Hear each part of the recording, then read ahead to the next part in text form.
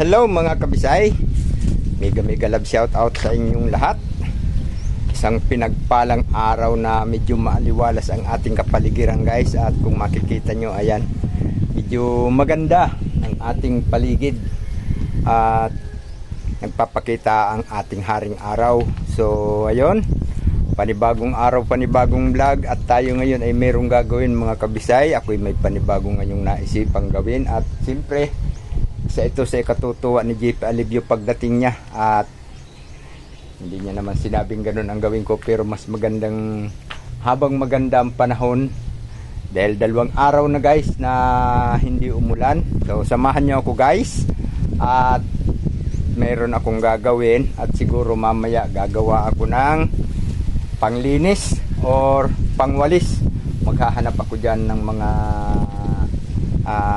gayakas ng niyog, at gagawa ako ng walis tingting. So samahan nyo ako guys, at mamaya ipakikita ko sa inyo ang aking mga lilinisin. So ngayon maghahanap muna ako ng mga gagawing walis tingting. At siguro, ewan ko kung saan dito mayroon. Siyempre marami tayong mga nyug dito. Atin yan lahat guys, dahil wala pang nagmamayari yan. Samahan nyo ako guys, let's go. Yun guys, nakakuha na tayo. Meron na tayong konting nakuha dito. Ayan, yung dahon ng nyog na pinutol ko dito banda. Kung nakikita nyo kanina, may nakawalaylay ditong dahon ng nyog. Ayan, tinanggal ko. Ayan o, yung isang yan. At siguro maghahanap pa ako dahil kukunti pala. Hindi kasi siguro kailangan pang dagdagan para medyo marami-rami at medyo anong hawakan, dahil may dahon pa ngayon ay medyo parang maliit sa aking kamay. At ayan yung aking pinagkunan, at siguro maghahanap ulit ako. At antabayanan nyo lang mga kabisay, ipapakita ko na lang sa inyo mamaya.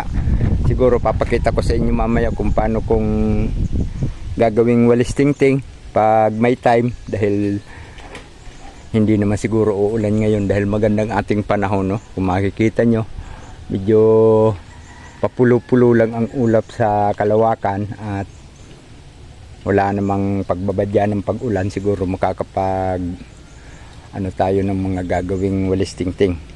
Alright, ayan guys, at mayroon na tayong nakuhang mga dahon ng niyog na gagawin nating walis tingting. Ayan, at siguro eksakto na yan, kahit maliit lang, basta may magamit lang akong pang tanggal nitong ibang mga basurang dito, kalat. At samahan nyo ako guys, at akin muna itong tatanggalan ng mga natitirang dahon.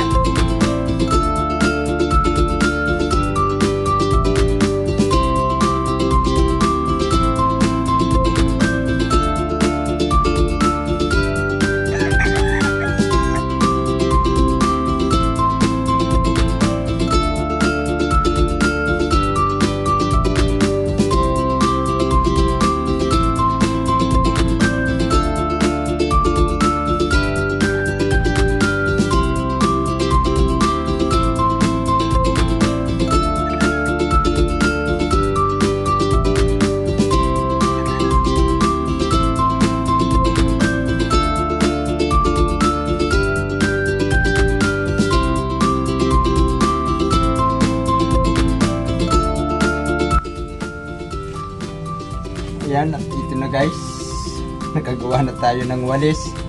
Hindi pa nga lang ito natatalian guys, magkakahiwalay pa yan. Pero tatalian ko ito ngayon. At maghahanap lang ako ng panali guys. At antabayanan nyo lang. Ito na guys. At ayan, natalian na natin. Ayan o. Walis na siya ngayon. Diba?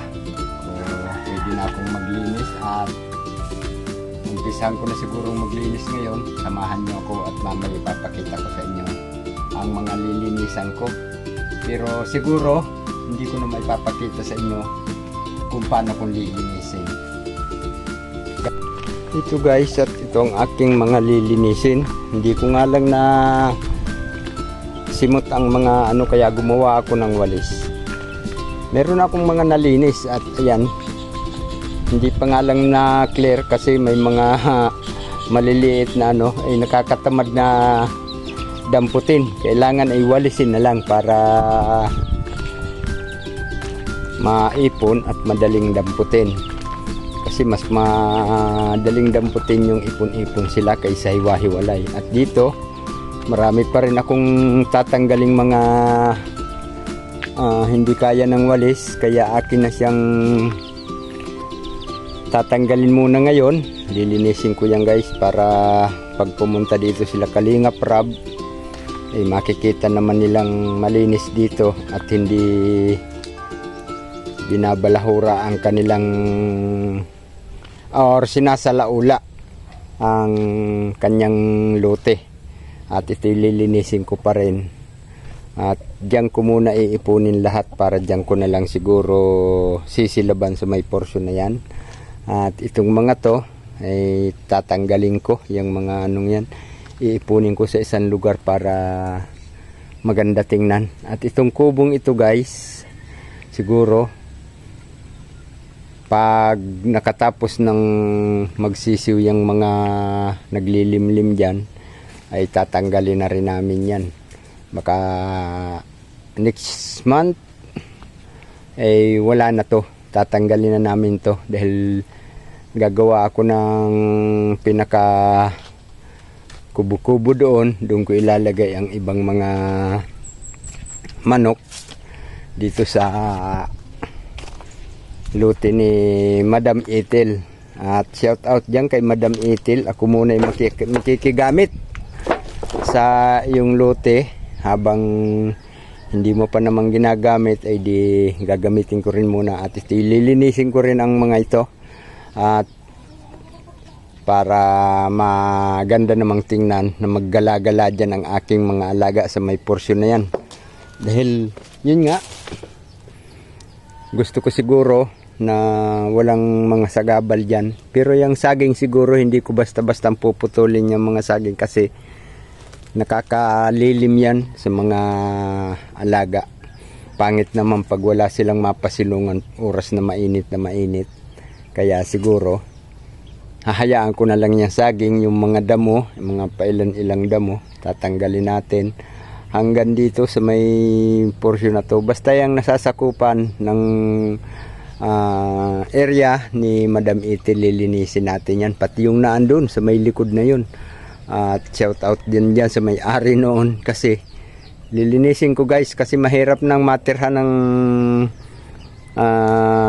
ahas or sawa. Baka mamaya ang mga manok ko ay unti-unting mawawala. Yung pala eh dinadali ng sawa. Ang hirap maghanap ng sisiw na andoon na pala sa bitukan ng sawa. Maliban lang kung makita ang sawa, iyon malalaman natin kung nasaan sila.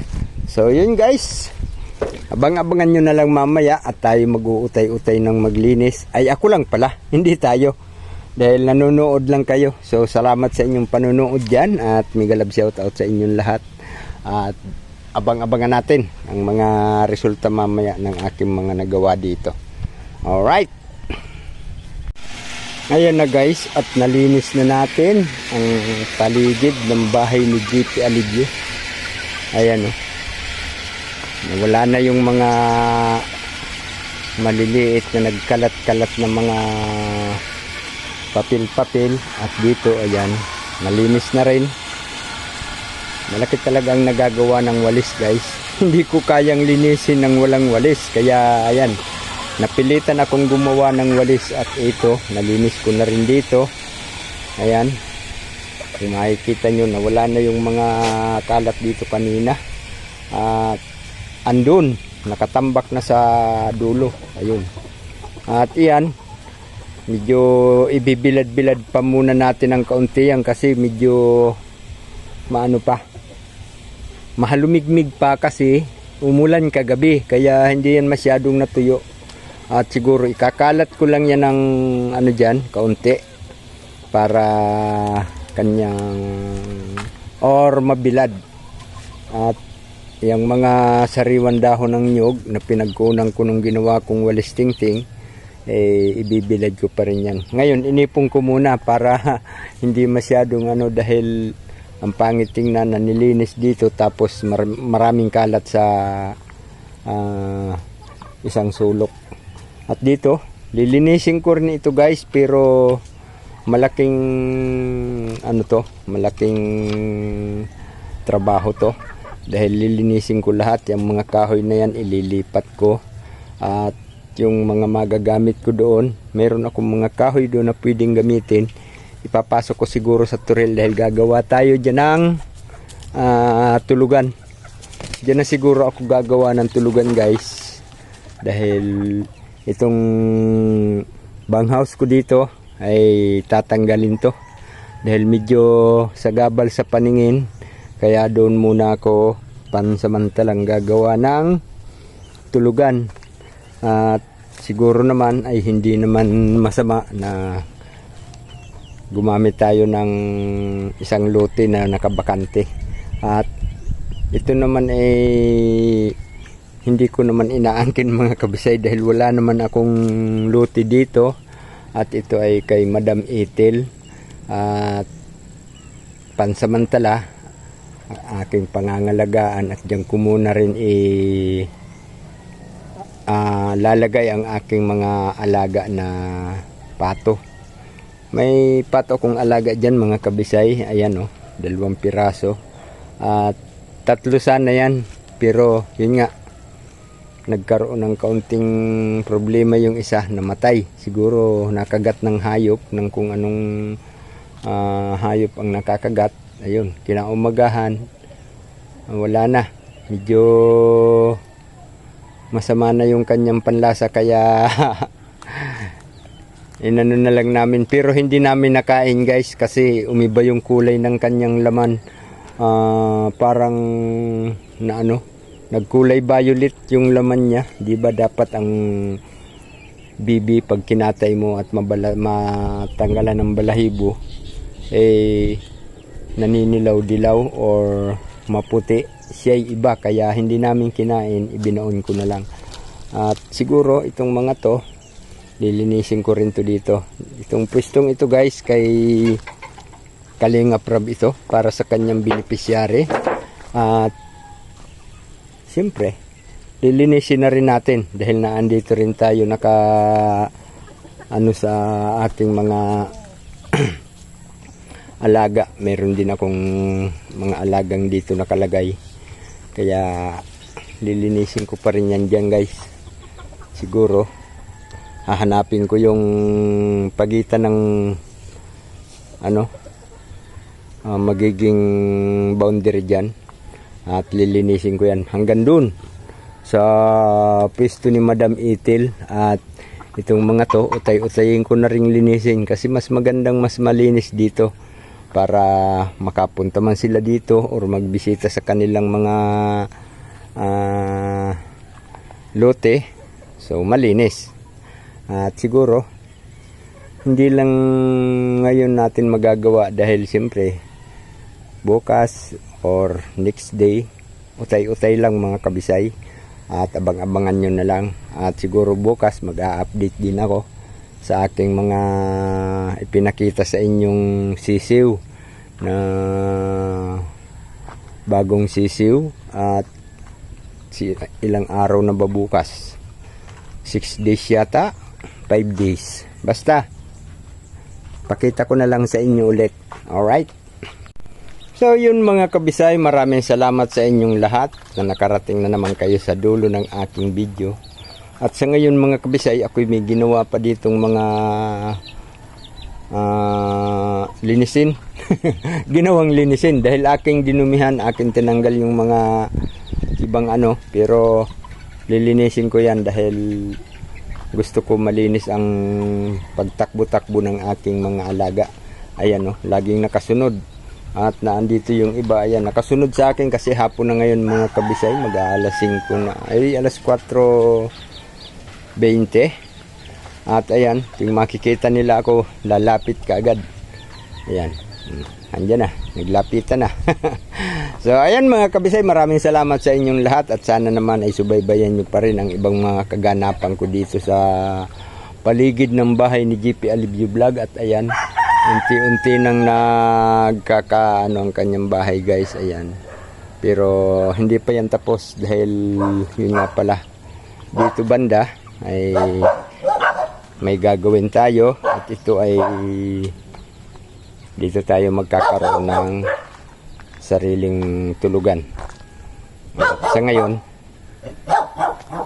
hindi muna natin matatrabaho kasi yan nga bigla pang paulan-ulan, kaya yun, iba munang gawain na pang madalian lang. Alright mga kabisay, thank you so much sa inyong lahat. Mega love shout out, magandang hapon at saan man kayong sulok ng ating mundo, sana'y naandyan kayo sa mabuting kalagayan at patuloy na pinapatnubayan ng ating pong may kapal sa lahat ng mga kaganapan sa buhay. Alright, thank you so much guys. God bless us. Bye-bye.